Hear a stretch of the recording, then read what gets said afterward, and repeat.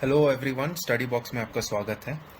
I hope आप सब अच्छे से हैं, ठीक से है, प्रिपरेशन अच्छे से चल रहा है। यूपीपीसीएस की जो एग्ज़ाम होने वाली थी वो तो जुलाई में अब होगी, अभी डेट आया नहीं है। इससे पहले अच्छे से आप प्रिपेयर कर लीजिए, आपके पास 3 महीने लगभग है प्रिपरेशन के लिए। आज जिस टॉपिक पे हम डिस्कस करेंगे वो है सी सैट की स्ट्रैटेजी। मैंने सोचा है कि ये वीडियो बनाते हैं क्योंकि सी सैट पेपर जो है वो बहुत ही इम्पॉर्टेंट पेपर है, आप सबको भी पता है। इसमें क्वालिफाई किए बिना आप मेंस नहीं दे सकते हैं। अगर आपका प्रीलिम्स का पेपर 1 क्लियर भी हो जाता है तो आप, और अगर आप सी सैट में क्वालिफाई नहीं करते हैं तो आप एलिजिबल नहीं होंगे मेंस देने के लिए। तो आज हम इस वीडियो में इस टॉपिक पे हम डिस्कस करेंगे, हम समझेंगे कि ये सी सेट पेपर इतना इम्पॉर्टेंट क्यों है, कितने मार्क्स के आते हैं, कैसे क्वेश्चंस आते हैं, कौन से इम्पॉर्टेंट टॉपिक्स हैं, सिलेबस क्या है इसका इसको क्वालिफाई करने के लिए क्या स्ट्रैटेजी होनी चाहिए। आज के वीडियो में यही हम डिस्कस करेंगे कि what is the syllabus and details of CSAT paper important क्यों है, इसको प्रिपेयर कैसे करना है, क्या स्ट्रैटेजी रहनी चाहिए, कैसी प्रिपरेशन होनी चाहिए, कहाँ से पढ़ना है, कितना पढ़ना है, strategy to qualify CSAT, right. क्योंकि ये पेपर क्वालिफाइंग नेचर का है। ये आपके जीएस ये आपके जीएस पेपर 1 जो है वो उसमें कट ऑफ लाना पड़ता है, करेक्ट। इसमें कट ऑफ नहीं, इसमें बस क्वालिफाई करना पड़ता है। क्वालिफाई के लिए आपको 66 मार्क्स चाहिए, बस इतना ही। और इसमें आप क्वालिफाई हो जाएंगे तो आप मेंस के लिए क्वालिफाई होते हैं, अगर आपका GS1 का कट ऑफ क्लियर होता है तो। अगर आपका कट ऑफ क्लियर भी हो जाता है लेकिन अगर इसमें आप क्वालिफाई नहीं करते हैं तो आप मेंस के लिए क्वालिफाई नहीं होंगे, ठीक है। और फिर लास्ट में हम देखेंगे क्या रिसोर्सेज हमें फॉलो करना है। तो चलिए स्टार्ट करते हैं आज का session and here it is. CSAT का जो डिटेल्स है इसके बारे में थोड़ा हम डिस्कस कर लेते हैं। सी सैट सेकेंड पेपर है एंड 100 क्वेश्चंस आते हैं, टोटल 100 क्वेश्चंस आएंगे आपके। एंड ईच क्वेश्चन 2 मार्क के होते हैं, सो टोटल 200 मार्क्स, ठीक है। 2 मार्क्स के ईच क्वेश्चन होते हैं, तो आपके टोटल मार्क्स हो गए 200। नेगेटिव मार्किंग आपका 0.66 मार्क्स आपका नेगेटिव मार्किंग होता है। मतलब कि अगर आपका एक सवाल गलत हुआ तो 2 में से 0.66 मार्क्स कट जाएंगे, ठीक है, क्लियर है। और 66 मार्क्स चाहिए आपको क्वालिफाई करने के लिए ये पेपर। मतलब 33 क्वेश्चंस आपको करेक्टली अटेम्प्ट करने हैं, 33 क्वेश्चंस आपको करेक्टली अटेम्प्ट करने हैं, तब आपके 66 मार्क्स आएंगे, तब आप क्वालिफाई करेंगे। तो ये जो 33 का बेंचमार्क है, 33 क्वेश्चंस करेक्ट करना है, इसके लिए आपको कम से कम 50 क्वेश्चंस अटेम्प्ट करने हैं। उसमें से जहां से आप ये सोच के चलेंगे कि 40 से 42 क्वेश्चन सही होना ही होना है। 8 से 10 गलत हो सकता है, चलेगा, लेकिन आपको 40 से 42 क्वेश्चंस 50 में से करेक्ट करना है। आपको पूरे 100 क्वेश्चंस नहीं करना है, 100 पे ध्यान भी नहीं देना है। आपको बस वही सिलेबस में तैयारी करना है जहां आप स्ट्रांग है, जो आपका स्ट्रांग पॉइंट है, एंड वहां से आपको 50 से 55 क्वेश्चन बस अटेम्प्ट करना है। उसमें से 40 अगर सही रहा आपका, 10 गलत भी रहा, आप आराम से इजीली क्वालिफाई करेंगे, गारंटी है, ठीक है। अब एक बार देख लेते हैं इसमें सिलेबस के कंपोनेंट्स कौन से हैं। तो एक है Hindi, general Hindi, English, maths, reasoning, interpersonal and communication skills plus decision making ability and logical analytical ability. ये एक बड़ा सा ग्रुप है जिसमें बहुत सारे क्वेश्चंस आते हैं। हिंदी में आपके 22 क्वेश्चंस आते हैं, फिक्स है, 20 से 22 क्वेश्चन फिक्स है हर साल। इसमें से 5 क्वेश्चंस आपके आएंगे कॉम्प्रीहेंशन में से। हिंदी कॉम्प्रीहेंशन 5, एक पैसेज दिया रहेगा, फिर उसके 5 क्वेश्चंस रहेंगे। बहुत ही ईजी आता है, जिसका अगर हिंदी वीक भी है वो भी ये कर लेगा, शॉर्ट कर लेगा वो। हम देखेंगे आगे कैसे इसको करना है। और बाकी जो 10 से 12 15 से 17 क्वेश्चंस होते हैं वो आपके हिंदी, जनरल हिंदी में से आते हैं। जैसे कि आपके विलोम शब्द पूछेगा या आपसे लोकोक्तियाँ पूछ लेगा, है ना। ये सब टाइप के हिंदी के क्वेश्चंस आते हैं। तो ये आप देख लीजिएगा। इंग्लिश में भी सेम 12 से 15 क्वेश्चंस आते हैं इसमें। इसमें भी 5 मार्क का कॉम्प्रीहेंशन फिक्स है। कॉम्प्रीहेंशन 2 आता है, एक हिंदी का, एक इंग्लिश का। यहाँ भी एक पैसेज दिया रहेगा, 5 क्वेश्चंस। ये भी इजी ही होता है, जो इंग्लिश में स्ट्रांग है वो तो कर ही लेंगे, जिनका नहीं है वो अगर प्रैक्टिस करे थोड़ा सा तो वो भी 5 क्वेश्चंस आराम से ऐसे कर लेंगे। बाकी जो क्वेश्चंस आते हैं आपके एक्टिव वॉइस, पैसिव वॉइस, आपके सेंटेंस करेक्ट करना, spelling error and idioms and phrases, ये सब टाइप के क्वेश्चंस वहाँ से आ जाएंगे। अब आइए मैथ्स पे। ये बहुत ही इम्पॉर्टेंट पार्ट है इस सिलेबस का, मैथ्स में अभी करा भी रहा हूँ सीरीज, उसमें सारे चैप्टर्स हम कर भी रहे हैं। आप स्टैटिस्टिक्स का मैंने अपलोड भी कर दिया है वीडियो।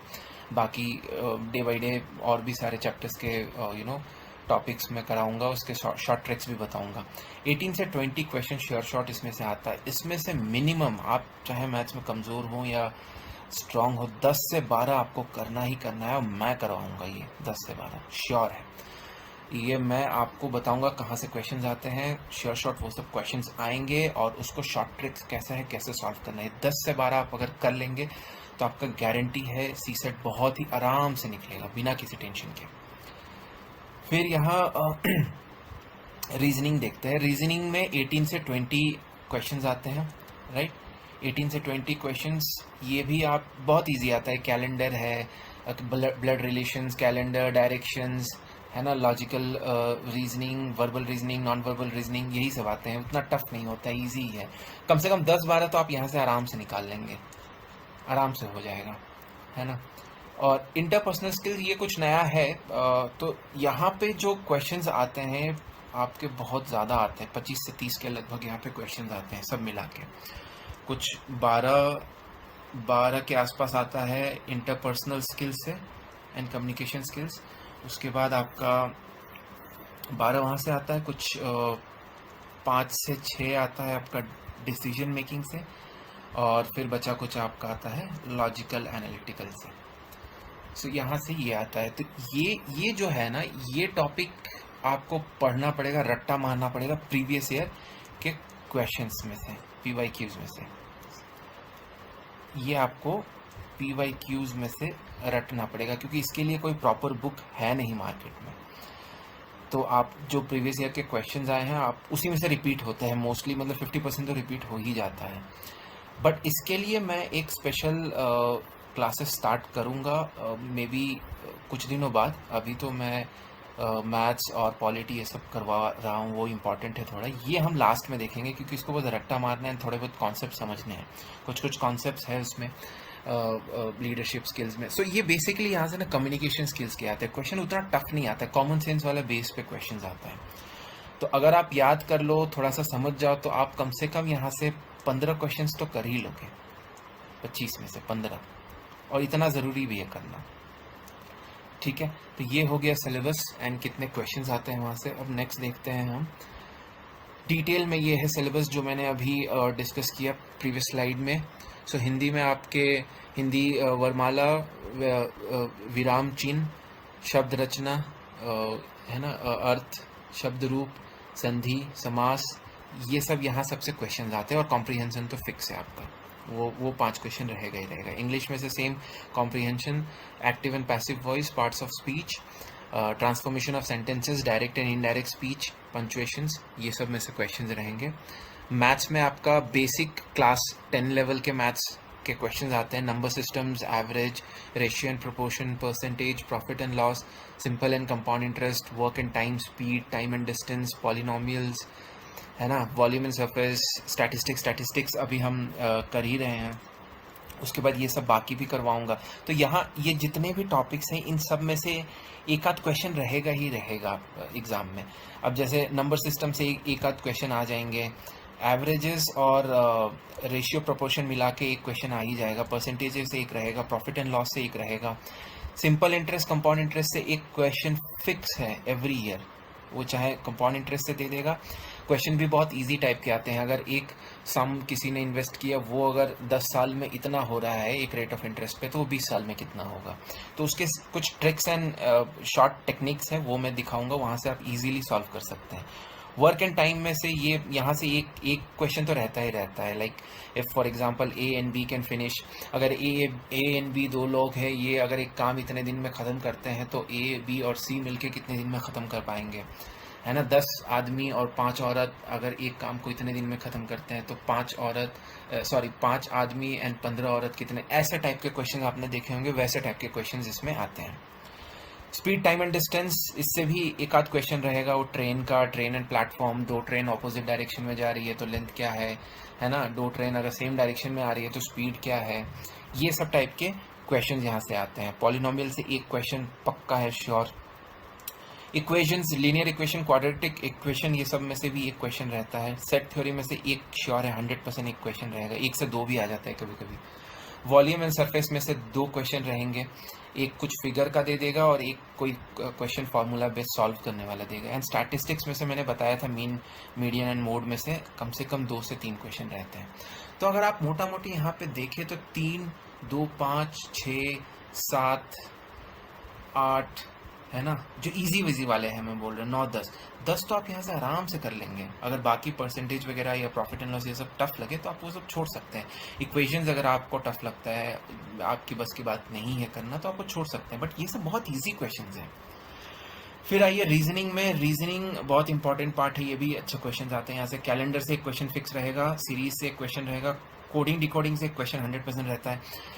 लाइक फॉर एग्जांपल कुछ एक सीरीज में दे देगा, लाइक AJFI, अगर PQSR ऐसे कुछ है तो ऐसे टाइप के कोडिंग डिकोडिंग क्वेश्चंस रहेंगे। डायरेक्शंस के क्वेश्चंस रहते हैं, अगर एक बंदा मान लीजिए नॉर्थ जा रहा है, फिर वो टर्न किया 90 डिग्रीज पे, फिर उसने साउथ टर्न किया, ऐसे टाइप के क्वेश्चंस, तो अब वो कहाँ है ना। तो उतना टफ नहीं है, ये प्रैक्टिस के ऊपर है, जितना आप प्रैक्टिस करोगे उतना आप सीख जाओगे। क्लॉक से एक रहेगा क्वेश्चन, एंटी क्लॉक या क्लॉकवाइज डायरेक्शन या एंटी क्लॉकवाइज डायरेक्शन, या फिर क्लॉक का अगर बताएगा कि मान लीजिए 2 बज रहा है तो ये डिग्री कितना है, या 3 बज रहा है तो 3.5 हो रहा है तो ये डिग्री कितना है, उस टाइप के क्वेश्चन आते हैं। ब्लड रिलेशन से एक क्वेश्चन गारंटीड है।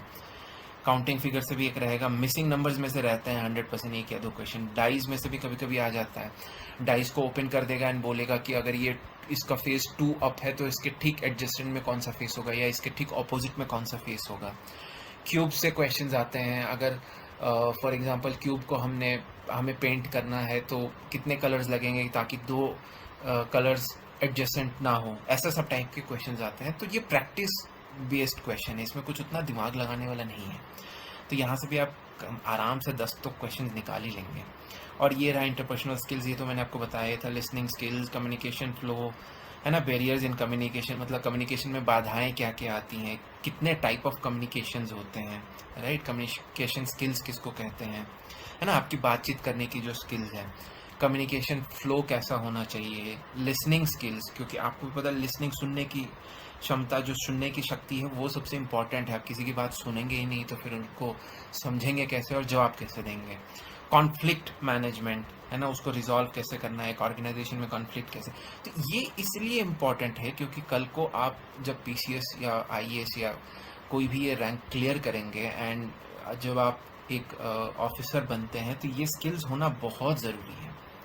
अगर ये स्किल्स नहीं है तो बहुत टफ होगा आपको, क्योंकि आप you will be meeting different kind of people, right. बहुत डिफरेंट काइंड ऑफ पीपल से आप मिलेंगे, नेताओं से मिलेंगे, पॉलिटिकल पीपल, आम जनता, है ना। तो उन सब से किस तरह से बात करना है, किसे कैसा सुनना है, किसे कैसा जवाब देना, उसमें ये हेल्प आता है। इसीलिए बहुत इंपॉर्टेंट एक चैप्टर है, एक टॉपिक है डिसीजन मेकिंग स्किल्स। और इसमें से ये आपके मेंस का जो एथिक्स पेपर है, पेपर नंबर 4, उसमें भी यहाँ से टॉपिक्स आते हैं, राइट। तो ये हम करेंगे इन डिटेल। मैं 1 आध महीने बाद इस पर भी वीडियो बनाऊंगा। पहले इंपॉर्टेंट टॉपिक्स आपको पढ़ा लूँगा, उसके बाद इस पर हम करेंगे। तो ये मोटा मोटी आपका सिलेबस है, राइट। अब देखते हैं स्ट्रैटेजी, इसको कैसे क्वालिफाई करना है। यहाँ पे ध्यान दीजिएगा, स्लाइड पे बहुत इंपॉर्टेंट है, क्योंकि इसी तरह प्लानिंग, देखिए कोई भी एग्ज़ाम बिना प्लानिंग के आप नहीं जा सकते हैं। जबकि पेपर ऐसा हो जो क्वालिफाइंग नेचर हो और इतने सारे टॉपिक से क्वेश्चंस आ रहे हैं, तो बहुत इंपॉर्टेंट हो जाता है कि आपको प्लान करना है कि आपके वीक एरियाज़ कौन से हैं, स्ट्रॉन्ग एरियाज़ कौन से हैं, और आपको क्या प्रिपेयर करके जाना है, कैसे प्रिपेयर, और क्या छोड़ देना है, करेक्ट। तो अब यहाँ पे मैंने 4 टाइप ऑफ स्टूडेंट्स को लिया हुआ है। एंड उनके स्ट्रेंथ एंड वीकनेस के हिसाब से हम देखेंगे कि कैसे वो इसको क्वालिफाई कर सकते हैं। तो जैसे अगर एक स्टूडेंट मान लीजिए वो हिंदी में स्ट्रांग है, ठीक है, और मैथ्स में वीक है, करेक्ट, तो वो स्टूडेंट कैसे ये क्लियर कर पाएगा, उसको कौन से टॉपिक्स पे ध्यान देना है, क्या प्रिपेयर अच्छे से करना है। तो अगर उसका हिंदी स्ट्रांग है स्टूडेंट का, तो ऑब्वियसली वो हिंदी में कम से कम 17 मार्क्स तो निकाल ही लेगा, गारंटी है। 5 ये बहुत ईजी आता है, हम देखेंगे आगे नेक्स्ट PYQs में। और बाकी जो 12 है बहुत इजी टाइप के क्वेश्चन आते हैं जिसके हिंदी स्ट्रांग है, मैं हिंदी वीक वालों की बात नहीं कर रहा हूँ। तो वो तो 17 आराम से निकाल लेंगे यहाँ से, ठीक है। तो 15 से 17 आराम से यहाँ से निकल जाएंगे। इंग्लिश अगर आपका स्ट्रांग नहीं भी है, आप अगर हिंदी मीडियम में, फिर भी आप 3 से 5 क्वेश्चन तो कर ही लेंगे अगर आप प्रिपेयर करके जाते हैं तो। क्योंकि कुछ टॉपिक ऐसे हैं जो देख के आपको बस समझ में आ जाता है कि हाँ इसका आंसर यही हो सकता है। प्लस कॉम्प्रिहेंशन में मैंने 3 इसलिए रखा है क्योंकि 2 थोड़े से टफ आते हैं, 3 क्वेश्चन बहुत ईजी आता है, कभी कभी 5 ईजी आ जाता है। तो उसमें से 3 मान लीजिए और 2-3 आप इधर उधर से तो कर ही लेंगे, तो यहाँ भी 5 मान लेते हैं। रीजनिंग में सेम, अगर आपका मैथ्स स्ट्रांग उतना नहीं है तो मैं मानता हूँ कि रीजनिंग में भी कहीं ना कहीं आपको मे भी प्रॉब्लम फेस हो सकता है, करेक्ट, फिगर्स वाले में, ट्राइंगल्स वाले में, वैसे सब टाइप के क्वेश्चंस में।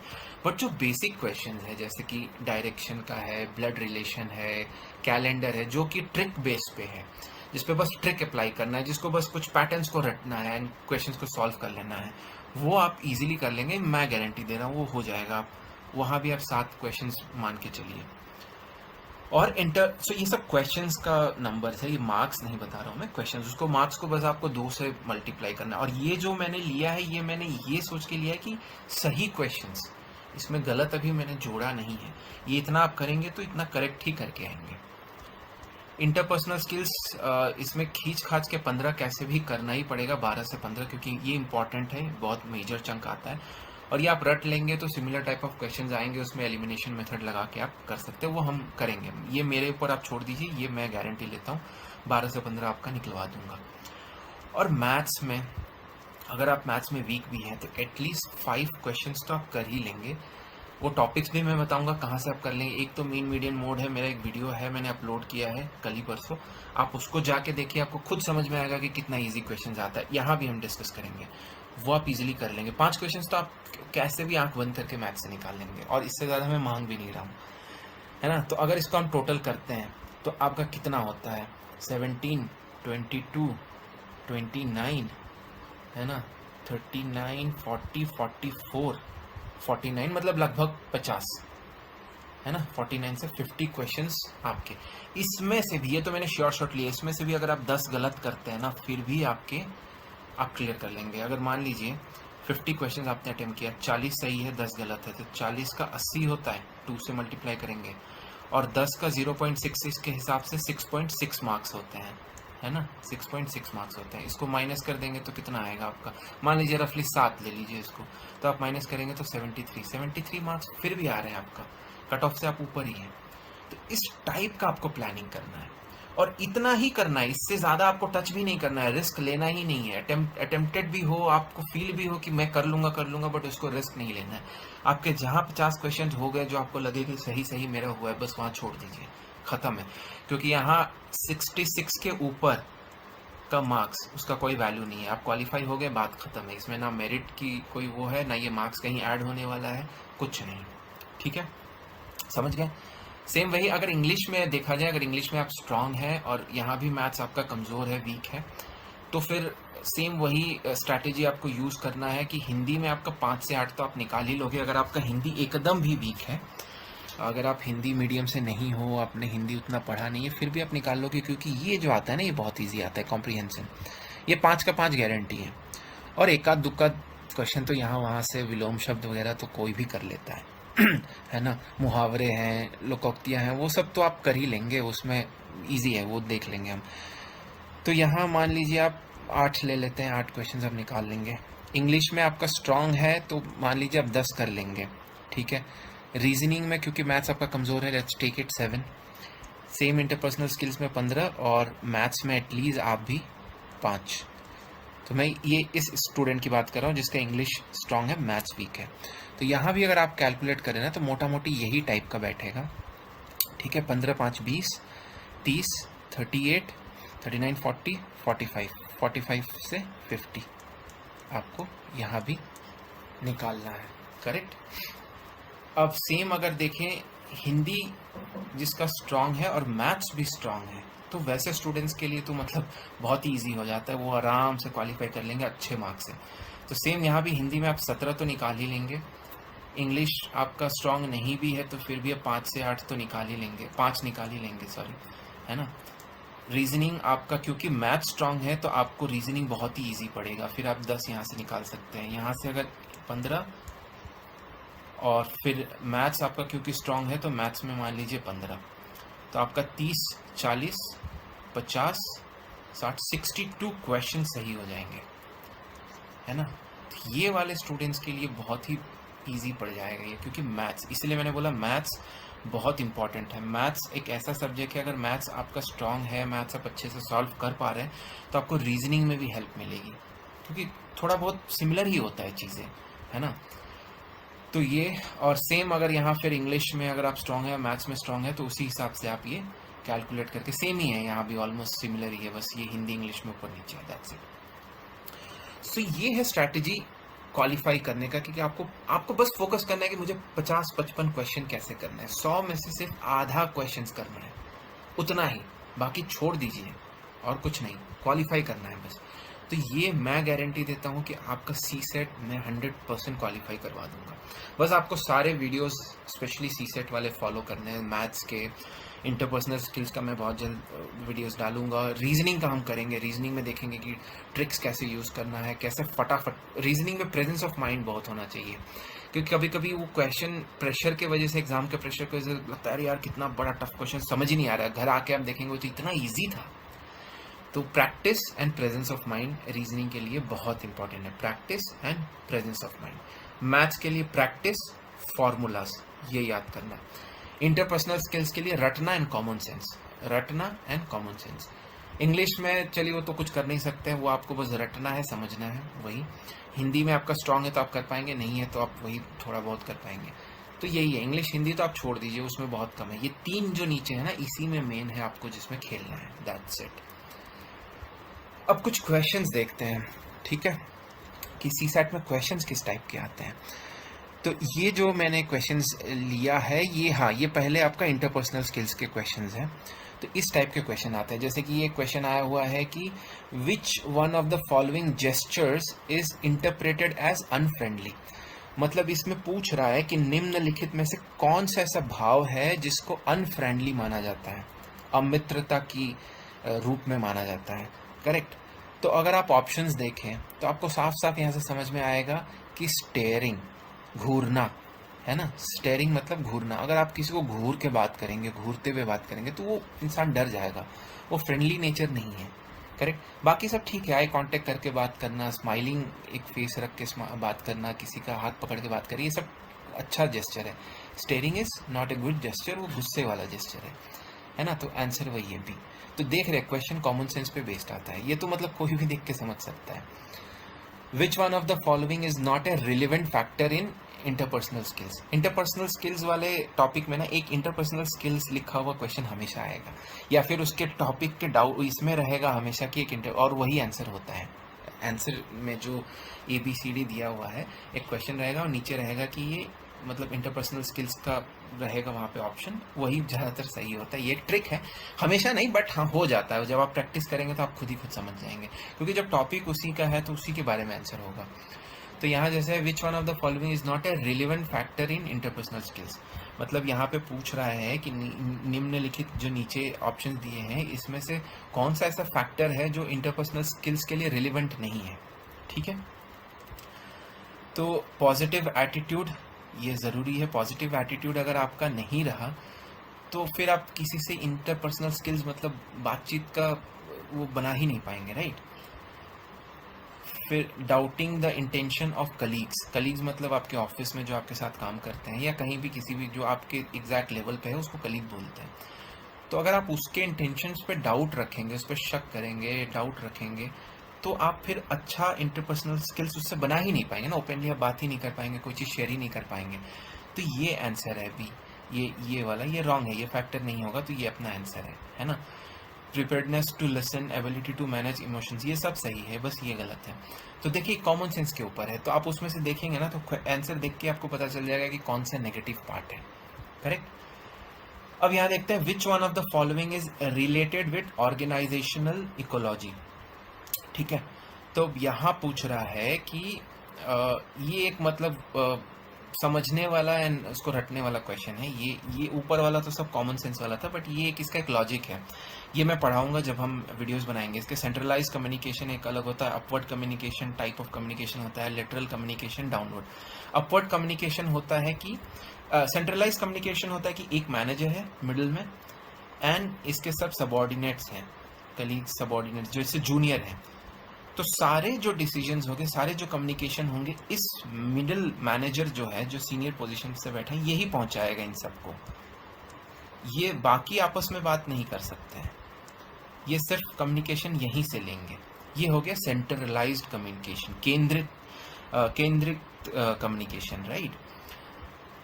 अपवर्ड कम्युनिकेशन हो गया कि जैसे एक नीचे एक आपका जूनियर है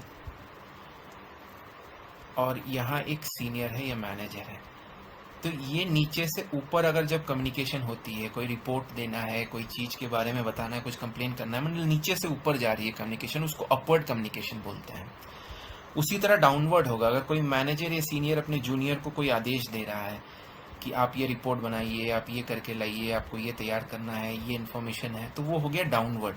तो सिंपल अंडरस्टैंडिंग, अपवर्ड मतलब ऊपर जाती हुई, डाउनवर्ड मतलब नीचे आती हुई, है ना। अधिगामी बोलते हैं इसको, नीचे वाले को, करेक्ट। लेटरल कम्युनिकेशन, इसको डायगोनल कम्युनिकेशन भी बोलते हैं, जहां दो डिपार्टमेंट के हैं वो डायरेक्टली ऐसे बात कर ले रहे हैं, है ना। डायरेक्टली एक डिपार्टमेंट से दो डिपार्टमेंट में बात कर रहे हैं। इसमें क्या होता है कि इन्फॉर्मेशन फ्लो जल्दी होती है। तो ये सब हम डिटेल में देखेंगे, अभी आपको समझ में नहीं आएगा। तो इसमें यही पूछ रहा है कि which one of the following is related with organisational ecology. तो इसमें से ये वाला है लेटरल कम्युनिकेशन, ठीक है। नेक्स्ट, अब यहाँ हम देखते हैं कि हाँ, ये आ गया आपका हिंदी का कॉम्प्रिहेंशन। 5 क्वेश्चंस है। अब देखिएगा कितने इजी क्वेश्चंस है, और जो हिंदी के स्टूडेंट्स नहीं है उनको भी समझ में आ जाएगा कि यहाँ से 5 मार्क्स निकालना कितना आसान है। और 5 मार्क्स बहुत इंपॉर्टेंट होता है। 5 क्वेश्चंस मतलब 10 मार्क्स, है ना। 10 मार्क्स आपका क्वालिफिकेशन में बहुत बड़ा रोल प्ले कर सकता है। तो ये अगर है, हम पहले एक काम करते हैं, इसको पढ़ते नहीं, सीधा क्वेश्चंस पे जाते हैं। मैं दिखाता हूँ कैसे कर सकते हैं।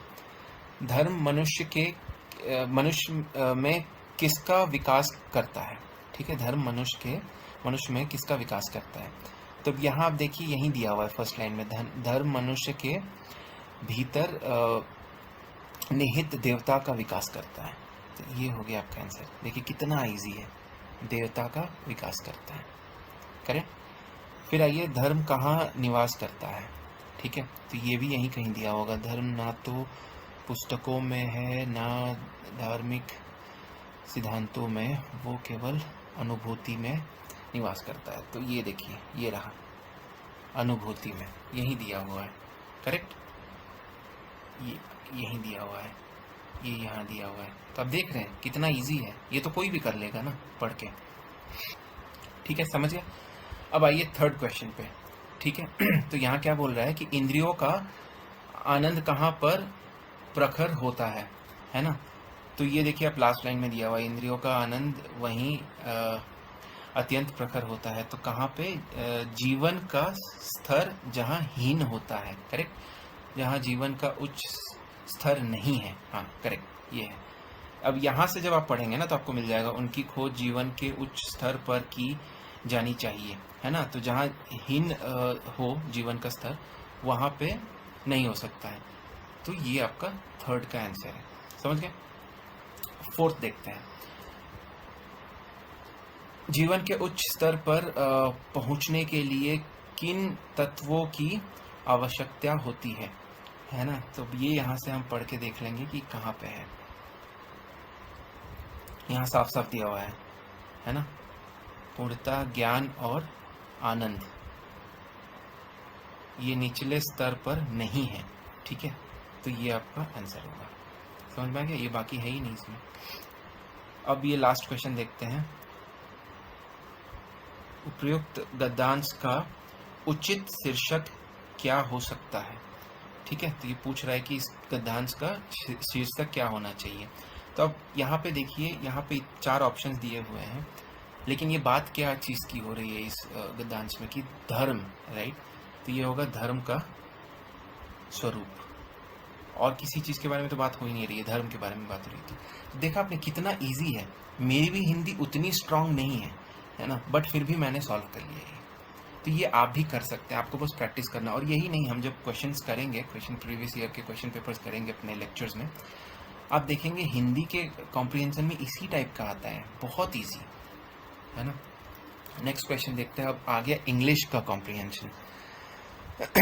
तो यहाँ देखते हैं, एजुकेशन एनेबल्स ए मैन। मैं यहाँ पढ़ सकते हैं डायरेक्टली, बट मैं टाइम अभी कम है, इसलिए पहले यहीं से स्टार्ट करते हैं और यहाँ पे हम जाएंगे। ये मेरा टेक्निक है, मैं ऐसे करता हूँ कि पहले ये क्वेश्चन देखता हूँ, फिर इसके यहाँ पे जाके चेक करता हूँ कि कौन से सेंटेंस में वो वर्ड है, या ऐसे इजीली एक आध क्वेश्चन तो फटाफट पता चल जाता है। बट अगर आपको दूसरे वे में करना है तो आप ये कर सकते हैं कि पहले क्विक रीडिंग कर सकते हैं इसकी। तो टेक्निक ये कि क्विक रीडिंग, फटाफट याद नहीं करना है इसको, क्विकली एक बार कुछ 30 सेकंड के अंदर इसको पढ़ लीजिए, उसके बाद आप क्वेश्चंस पे जाइए, या फिर डायरेक्ट क्वेश्चंस पे आके, अगर आपका लैंग्वेज पे होल्ड स्ट्रांग है, इंग्लिश पे अगर होल्ड स्ट्रांग है, तो आप डायरेक्टली ऐसे भी कर सकते हैं। तो देखिए यहाँ पे एजुकेशन एनेबल्स ए मैन लिखा हुआ है एंड 4 ऑप्शन दिया हुआ है। ठीक है, तो अब ये हम देखते हैं कि ये कहाँ पे है, ये रहा। It enables him to realise his nature both mentally and spiritually. Correct, ये है, ये हो गया आपका आंसर। अच्छा, एक और ट्रिक है, ये मतलब आई डोंट नो, हमेशा तो फॉलो नहीं हो सकता, बट मैंने ये नोटिस किया, आपने भी किया होगा। आप जब क्वेश्चंस करेंगे देखेंगे, जो भी आंसर में ना बहुत लंबा चौड़ा अगर ऑप्शन में दिया हुआ है, लंबा चौड़ा सेंटेंस, तो ज़्यादातर आंसर वही होता है। ठीक है, तो खैर इसमें तो साफ साफ दिया हुआ है, education is a device for helping a man to grow to his full stature. It enables him to realize his nature both mentally and spiritually, and in that realization to become all that he has it in him to be. Right? समझ गए? तो अब next देखते हैं, what an educated man is able to see in the world. यहाँ पे पूछ रहा है कि एजुकेटेड व्यक्ति जो है वो दुनिया को किस वे में देखता है, राइट, या दुनिया में क्या क्या वो देख सकता है अपने एजुकेशन के माध्यम से। जो एक एजुकेटेड आदमी है उसको दुनिया कैसी दिखती है, अगर शॉर्ट में ये बताएं तो यहाँ भी अगर आप देखें तो यही आंसर होना चाहिए, क्योंकि लंबा चौड़ा एक सेंटेंस दिया है, बट देख लेते हैं, रिस्क नहीं लेते हैं, राइट। तो ये कहीं होना चाहिए यहाँ पे, an educated man is able to see in the world. So each plant and makes it things more beautiful.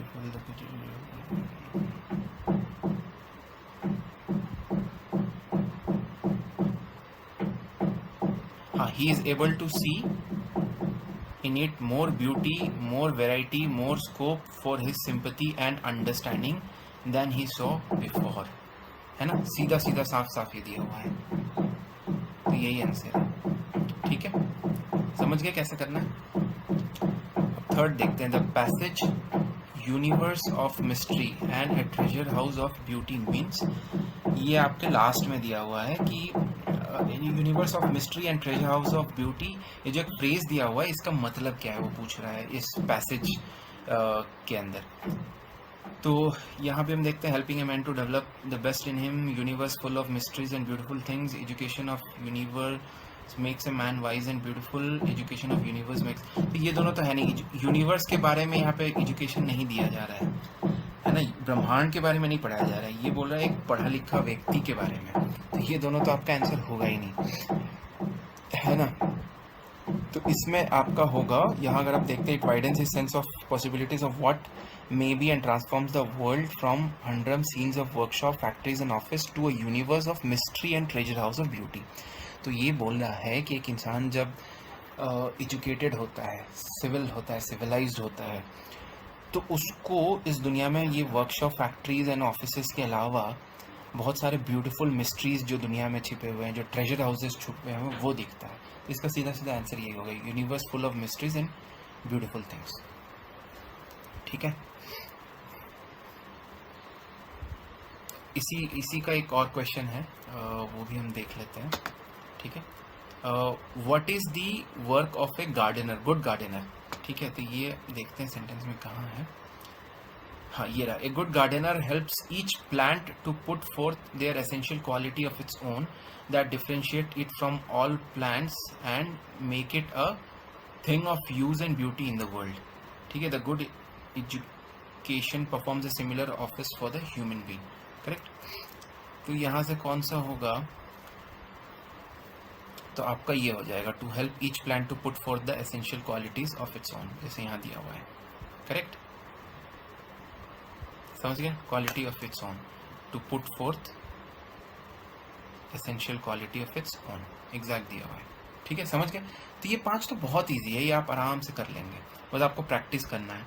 उसमें ट्रिक्स, 1-2 ट्रिक्स तो मैंने बताया। जो लंबा सेंटेंस होता है ज़्यादातर आंसर वही था, क्योंकि पूरा उठाया हुआ सेंटेंस होता है, उसमें चेंजेस नहीं होते हैं। सेकेंड, आप दूसरा एक टेक्निक अप्लाई, तो इसका चलिए एक टेक्निक मैं आपको बताता हूँ। एक तो ये हो गया कि जो बड़ा सेंटेंस हो ज़्यादातर आंसर वही होता है। दूसरा, आप ये चेक करिए कि जो क्वेश्चन पूछा हुआ है और जो आंसर्स दिए हुए हैं उसको एग्जैक्ट ढूंढिए कि इसमें कहाँ लिखा हुआ है। वो जो एग्जैक्ट आपको मिल जाएगा वही उठा के आप यहाँ पे डाल दीजिए। अब जैसे इसमें है माउंटेन्स, हिल्स एंड बुशेस, कहीं नहीं दिया हुआ है तो ये आपका आंसर हो ही नहीं सकता, है ना। रोड्स, मेडोज एंड इन्स, कहीं नहीं दिया हुआ है तो आपका आंसर हो ही नहीं सकता। रिवर्स, लेक्स एंड रॉक्स, कहीं नहीं दिया हुआ है तो आपका आंसर हो ही नहीं सकता ना। तो इसमें पूछा है कि जो पैसेज दिया हुआ है उसके ऊपर आंसर आपको निकालना है। करेक्ट। यहाँ भी है तो एनेबल्स अ मैन, अब जो पढ़ा लिखा उसको गार्डनर, अब इसमें नेगेटिव आप समझिए ना। एक एजुकेशन एक बंदे को क्या गार्डनर बनाने में थोड़ी ना सिर्फ हेल्प करता है। करेक्ट। फिजिकली स्ट्रांग होने, मतलब ये सब जो स्टेटमेंट है लॉजिकली करेक्ट है ही नहीं, और आपको ये तो यहाँ मिलेगा भी नहीं सेंटेंस में, आपको सीधा सीधा ये मिला। बस यही टेक्निक है इसका। ठीक है, अब आइए यहाँ पे आपके ये क्वेश्चंस हैं। अच्छा, एक और है, सॉरी, यहाँ पे 3 हो गए, ये 4 और एक और है। The world becomes a larger place and the more exciting, और ऑप्शंस दिया हुआ है। यहाँ भी देखिए, ये 3 तो होगा नहीं, रेसलर की बात नहीं हो रही है, थीफ की बात नहीं हो रही है, और चीट की बात हो ही नहीं रही है। लंबा सेंटेंस भी है और मैन ऑफ ट्रेनिंग वेनिंग वही बात हो रही है, तो यही आंसर होगा। अभी मैंने देखा भी नहीं है, फिर भी मैं आपको बता रहा हूँ कि यही आंसर होगा, लेकिन चलिए देख लेते हैं। ये देखिए साफ साफ दिया है, to the man of trained facilities and develop taste the world becomes literally a larger place, larger and more exciting. नीचे वाला ये लास्ट पोर्शन को उसने क्वेश्चन में डाल दिया है और फर्स्ट वाला पार्ट आपका आंसर में है, बस वही है। समझ गए ना। चलिए, अब ये है आपके रीजनिंग वाले क्वेश्चंस, कोडिंग डिकोडिंग वाला। तो यहाँ पे जैसा दिया हुआ EGIK अगर समान है FILO में, एक कोड में अगर बता रहा है कि ये इसके बराबर है या ये इसको कोड कर रहा है, तो FHJL उसी कोड में उसका आंसर क्या होगा। तो अब देखिए, अब ये आपको लगेगा कि यार ये क्या चीज़ है, ये कैसे करें, ये तो समझ ही नहीं आ रहा है। बहुत ईजी है, आप बस रिलेशन समझिए ना कि यहाँ E दिया हुआ है और यहाँ F है, राइट। तो ये 1+ हो रहा है, यहाँ G है और यहाँ I है, तो G के बाद क्या आता है, H के बाद I होता है, तो यहाँ 2+ हो रहा है। करेक्ट। I से आप जा रहे हैं L पे, तो IJKL, तो यहाँ 3+ हो रहा है। करेक्ट। और फिर K से आप जा रहे हैं O पे, तो KLMNO 4। जो यहाँ दिया हुआ उसको काउंट मत करिए, उसके बाद का काउंट करिए और जहाँ तक जाना है वो काउंट करिए। करेक्ट। वैसे भी आप करेंगे तो वही आएगा, बट ये फ्लो होना चाहिए। तो आप इसमें देख रहे हैं कि 1 2 3 4 का गैप बढ़ रहा है, राइट, जब वो यहाँ से राइट से लेफ्ट से राइट की तरफ जा रहा है। तो सेम लॉजिक यहाँ भी लगाना है। F के बाद आपका क्या आना चाहिए, अगर 1 पे है तो F के बाद यहाँ G आना चाहिए। करेक्ट। H के बाद फिर 2 अगर आप आगे बढ़ाएंगे तो क्या आएगा, H के बाद IJ आएगा। करेक्ट। J के बाद अगर 3 ऐड करेंगे तो क्या आएगा, JKLM KLM। एंड L के बाद 4 अगर आप उसमें ऐड करेंगे तो क्या आएगा, LMNOP आएगा। करेक्ट। ये रहा आपका आंसर। समझे। तो ऐसे करना है, कितना इजी है ये, सिंपल हो गया आपका। एक यहाँ पे एक क्वेश्चन करेक्ट, 2 मार्क्स। रीजनिंग में ऐसे ही सब आते हैं, यहाँ से तो आप आराम से निकाल लेंगे। अब ये देखिए, ये एक how many fours are there in the following which are preceded by 7 but not followed by 3। अब इसमें ये बोल रहा है कि ये जो सीरीज दिया हुआ इतना लंबा चौड़ा नंबर्स की सीरीज, उसमें ऐसे कितने नंबर्स आए हैं, मतलब कितने प्लेसेस हैं जहां पे 4 के आगे, ठीक है, 4 से पहले 7 है बट 4 के आगे 3 नहीं होना चाहिए। समझ में आया? 4 के पहले 7 होना चाहिए और 4 के बाद 3 नहीं होना चाहिए। ऐसे कितने कैटेगरीज बन रहे हैं, ऐसे कैसे कितने कॉम्बिनेशंस बन रहे हैं। तो आप पहले तो देखिए कि 4 कहाँ कहाँ है। तो आपका 4 एक यहाँ है, एक यहाँ है, एक यहाँ है, एक यहाँ है, करेक्ट। 1 2 3 4 जगह। अब उसका ये जो इसमें लॉजिक दिया है उस लॉजिक को फिट करिए। 4 के पहले 7 आया है बट बाद में 3 नहीं है, तो ये 1 हो गया, काउंट होगा, सही है। यहाँ भी 7 है और यहाँ 6 है, 3 नहीं है, ये भी काउंट होगा। यहाँ भी 7 है और 3 नहीं है, तो ये भी काउंट होगा, करेक्ट। बट ये नहीं होगा, यहाँ 7 है और 3 भी है, तो ये नहीं होगा। तो टोटल आपका कितना हो रहा है? 1 2 3। आपका आंसर है बी। समझ गया? सिंपल, बहुत सिंपल, तो देख के कोई भी कर लेगा। अब देखते हैं नेक्स्ट क्वेश्चन, ये भी रीजनिंग का है। अब ये फिगर बेस्ड ऐसे क्वेश्चन आते हैं, इसलिए मैंने बोला था अगर जिसका मैथ स्ट्रॉन्ग है तो वो ये इजीली कर लेगा। अब इसमें पूछ रहा है इसके अंदर कितने ट्राइंगल्स हैं टोटल, करेक्ट। तो अब ये सिंपल, इसमें बहुत ही ध्यान से आपको काउंट करना पड़ेगा। एक तो ये पहला बड़ा ट्राइंगल है, करेक्ट, और उसके बीच ये 3 लाइन है, तो इसको पहले देख लेते हैं। ये बड़ा वाला ट्राइंगल 1, अब उसके बाद अंदर ये 1 2 3 4 5 6, करेक्ट हो गया। उसके बाद ये जो बड़े वाले, ये जो दोनों ट्राइंगल है ये भी तो काउंट होंगे ना, 8 9 10, करेक्ट। 11 12 13, यहाँ 14 और 1 सेकेंड, 1 2 3 4 5 6 7 8 9 10 11 12 13 14, और ये जो एक ट्राइंगल है ये वाला, ये एक 15। आंसर आ गया आपका 15। इसका एक शॉर्ट ट्रिक भी है, मैं जब वो रीजनिंग करवाऊंगा तो वहाँ पे मैं समझाऊंगा। जो बहुत सारे जो ऐसे फिगर्स के क्वेश्चंस आते हैं कि ज़्यादातर ट्राइंगल्स में ही आता है कि अगर वो ऐसे बता देंगे और यहाँ पे मान लीजिए ऐसे करके दे देंगे और फिर इसमें कितने ट्राइंगल्स हैं या एक और लाइन दे देंगे इसमें, इन सब के एक शॉर्ट ट्रिक्स होते हैं। तो वो हम करेंगे जब हम रीजनिंग के पोर्शंस पे जब हम वीडियोस बनाएंगे तब। तो समझ में आ गया? ये भी बहुत इजी है, ये तो आप ऐसा काउंट करके आराम से निकाल लेंगे। फिर यहाँ देखिए द मीन ऑफ फर्स्ट। अब यहाँ ये क्वेश्चन है आपका मैथ्स का स्टैटिस्टिक्स पोर्शन का। तो यहाँ बोल रहा है the mean of first 20 positive even numbers is. तो फर्स्ट 20, ये क्वेश्चन मैंने सेम आपको करवाया हुआ है अपने मैथ्स की सीरीज में, स्टैटिस्टिक्स की सीरीज में। तो ये पूछ रहा है कि 20 पॉजिटिव इवन नंबर्स, उसका मीन क्या होगा। तो पहले तो इवन नंबर्स क्या होते हैं? इवन नंबर्स वो होते हैं जो दो से डिवाइड हो जाए, जैसे 2 4 6 8 10, है ना, dot dot dot dot dot up to कहाँ तक बोला है? फर्स्ट 20। तो मतलब ये आपका 42 तक जाएगा, करेक्ट, क्योंकि फर्स्ट 20 बोला है, बीच में गैप्स है ना। तो इसका मीन निकालना है। मीन निकालने का फॉर्मूला सिंपल सा है कि sum of all the values by number of all the values. तो ये सारा को आपको प्लस करना है, फिर उसको डिवाइड करना है किससे? 20 से आपको डिवाइड करना है, क्योंकि 20 नंबर्स पूछा हुआ है। जब आप प्लस करेंगे तो आपको उसका आंसर आएगा 420 डिवाइडेड बाय 20। इसको आप जब काटेंगे तो ये आपका आएगा 21 आपका इसका आंसर आएगा। बट इतना लंबा प्रोसेस करना ही नहीं है, इसका एक शॉर्ट टेक्निक है। जब भी ऐसे क्वेश्चंस आए जहाँ पे पूछे कि इवन नंबर फर्स्ट 20 या 30 या 40 50 जो भी 23 67 कोई भी इवन नंबर, इस पे ध्यान देना है। इवन नंबर क्या है? तो आपको वहाँ क्या करना है? कुछ नहीं करना है, आपको बस सिंपल है n+1। n कितना है?